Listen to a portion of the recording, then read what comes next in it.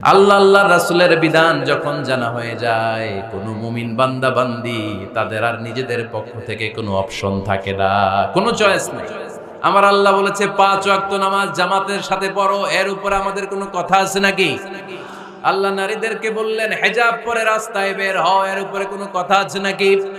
আল্লাহ বললেন সমাজের financial transaction গুলো ব্যবসার মাধ্যমে হবে, কোনো সুদের কারবার চলবে না, এর উপরে মুমিনদের কোনো কথা আছে নাকি? আল্লাহ রাসূল যেটা বলেছে ওইটাই ফাইনাল, ওইটাই সবচেয়ে শ্রেষ্ঠ। খেয়াল রাখবেন, এর চেয়ে বেশি শ্রেষ্ঠ হতে পারে। এক সাহাবী বললেন আমি সারা রাত তাহাজ্জুদ পড়ব, ঘুমাবো না। এক সাহাবী বলল আমি আর স্ত্রীদের কাছে যাব না।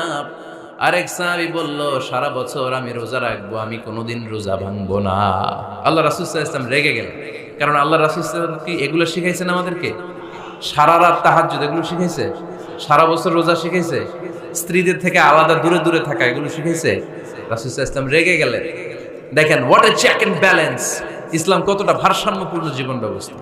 আল্লাহ রাসূল সাল্লাল্লাহু আলাইহি ওয়াসাল্লাম ডেকে বললেন কার এত সাহস যে বলেছে সারা রাত তাহাজ্জুদ পড়বে? কই, আমি নবী তো সারা রাত তাহাজ্জুদ পড়ি না, আমি নবী তো তাহাজ্জুদ পড়ি আবার ঘুমাই, তো আমি ঘুমাইয়া আল্লাহর এত বড় প্রিয় বান্দা হতে পারি, তোমার সমস্যা কোথায়?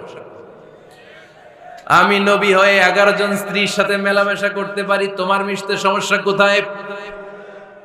আমি নবী রোজা রাখি, আবার মাঝে মাঝে রোজা রাখি না, দিনের বেলা খাই, এভাবে মানতে তোমার সমস্যা কোথায়? ইন্নী লা আখশাকুম লিল্লাহি ওয়া আতকাকুম লাহু, আমি নবী সবার চাইতে বেশি আল্লাহরে চিনি, আমার নবীর চাইতে আল্লাহরে বেশি কেউ চিনে?